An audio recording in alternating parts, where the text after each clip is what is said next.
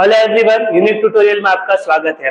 अब हार्डली 2 या 3 महीना बाकी है 12th स्टैंडर्ड के बोर्ड एग्जाम के लिए और इसमें सबसे डिफिकल्ट सब्जेक्ट किसी को लगता है वो लगता है अकाउंट्स बीके सब्जेक्ट। बहुत से बच्चे एग्जाम के पहले ही डरने लगते हैं कि बीके बहुत ही हार्ड है, पेपर कंप्लीट होगा कि नहीं होगा।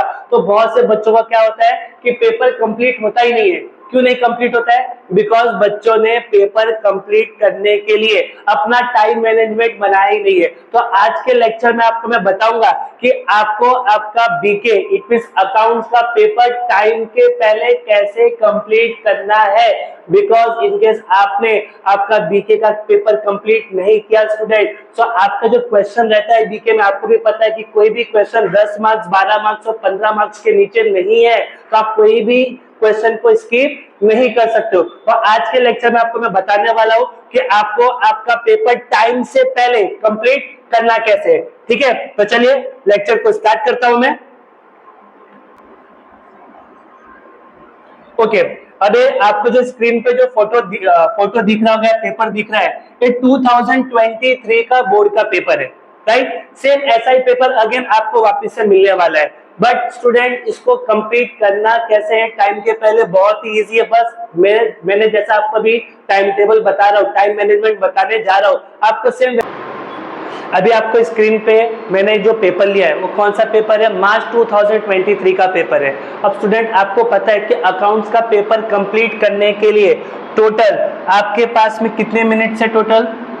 टोटल आपके पास में जो टाइम है आपके पास 180 मिनट्स आपके पास में है। इस 180 मिनट्स के अंदर आपका एनी हाउ आपका पेपर क्या होना चाहिए? कंप्लीट होना चाहिए, राइट। चलिए स्टार्ट करते हैं। जो आपका जो क्वेश्चन नंबर 1 है, सो क्वेश्चन नंबर 1 में आपका क्या आता है? ऑब्जेक्टिव आता है, राइट। अब इसमें बहुत से बच्चे लोग अपना आधा टाइम किसमें खराब कर देते हैं? ऑब्जेक्टिव के क्वेश्चन लिखने में। स्टूडेंट ये जरूरी नहीं है कि आपको ईच एंड एवरी ऑब्जेक्टिव में क्वेश्चन लिखना ही है। ऐसे बहुत सारे ऑब्जेक्टिव के क्वेश्चन आएंगे जिसमें आपको क्वेश्चन लिखने की जरूरत नहीं है। लाइक एग्जांपल यहाँ पे देखते हैं, क्वेश्चन नंबर 1 ए का क्या दिया? Right the word. अब राइट द वर्ड में आपको क्वेश्चन लिखने की जरूरत नहीं है, आप डायरेक्टली आंसर लिख सकते हैं 1 2 3 4। Then second one, complete the following statement. अब क्वेश्चन के अंदर दिया हुआ है कि आपको स्टेटमेंट क्या करना है? कंप्लीट करना है। इसका मतलब है कि यहाँ पे आपको क्वेश्चन को क्या करना पड़ेगा? लिखना पड़ेगा। देन आते हैं third one, answer in one sentence. Answer in one sentence के अंदर क्वेश्चन अगेन क्वेश्चन लिखने की जरूरत नहीं है, आप डायरेक्टली इसका आंसर क्या कर सकते हैं? स्टार्ट कर सकते हैं। और last one, select the most appropriate alternatives from the following and rewrite the sentence. देखो यहाँ पे स्टूडेंट लिखा हुआ है कि आपको सेंटेंस को क्या करना है? अगेन लिखना है। इनके से लास्ट वाला सेंटेंस नहीं आता ना, तो आप डायरेक्टली क्या कर सकते थे? उसका आंसर लिख सकते थे। तो क्वेश्चन नंबर 1 ऑब्जेक्टिव के लिए स्टूडेंट, क्वेश्चन नंबर जो आपका 1 है, 1 ऑब्जेक्टिव के लिए आपको मैक्सिमम कितना टाइम देना है? 15 मिनट्स। इसके ऊपर टाइम आपको देना है नहीं। और क्वेश्चन नंबर 1 15 मिनट्स में आराम से क्या हो जाता है? कंप्लीट हो जाता है। उसके बाद आपका आएगा question number 2। So question number 2 में आपका एक सम रहता है मोस्ट ऑफ करके एडमिशन ऑफ पार्टनर का, और दूसरा सम उसके साथ जो ऑप्शन में आता है वो रिटायरमेंट के लिए आता है, राइट। सो क्वेश्चन नंबर 2 के लिए जो आपको टाइम देना चाहिए, क्वेश्चन नंबर 2 के लिए मैक्सिमम टाइम आपको देना है क्वेश्चन नंबर 2 के लिए 25 मिनट्स। 25 मिनट्स के अंदर आपका क्वेश्चन नंबर 2 क्या होना चाहिए? कंप्लीट होना चाहिए, राइट। उसके बाद क्वेश्चन नंबर 2 कंप्लीट होने के बाद आएंगे नेक्स्ट वन क्वेश्चन नंबर 3 के ऊपर। क्वेश्चन नंबर 3 में आपको क्या क्या आते हैं? क्वेश्चन नंबर 3 में आपको आई थिंक मोस्ट ऑफ करके dissolution of partnership and bill of exchange आता है। सो क्वेश्चन नंबर 3 को भी आप कंप्लीट करने के लिए मैक्सिमम आप कितना टाइम ले सकते हैं? 20। क्वेश्चन नंबर 3 को कंप्लीट करने के लिए आप मैक्सिमम, क्वेश्चन नंबर 3 को भी कंप्लीट करने के लिए आप मैक्सिमम कितना टाइम लीजिए?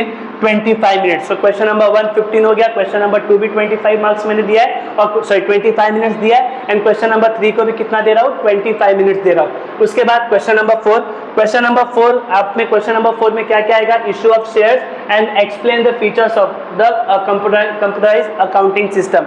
सो क्वेश्चन नंबर 4 को कंप्लीट करने के लिए आपको मैक्सिमम कितना टाइम लेना चाहिए स्टूडेंट? 20 मिनट्स मैक्सिमम, बिकॉज इसके सॉल्यूशन क्या होते हैं, बहुत ही छोटे होते हैं। तो मैं जितने भी आपको टाइम बता रहा हूँ वो मैक्सिमम बता रहा हूँ, मतलब मैक्स टू मैक्स उतना टाइम ही लीजिए, उसके ऊपर चले गए तो मे बी शायद से आपका पेपर कंप्लीट नहीं हो सकता है। ठीक है, तो क्वेश्चन नंबर 4 आपका कंप्लीट हो गया।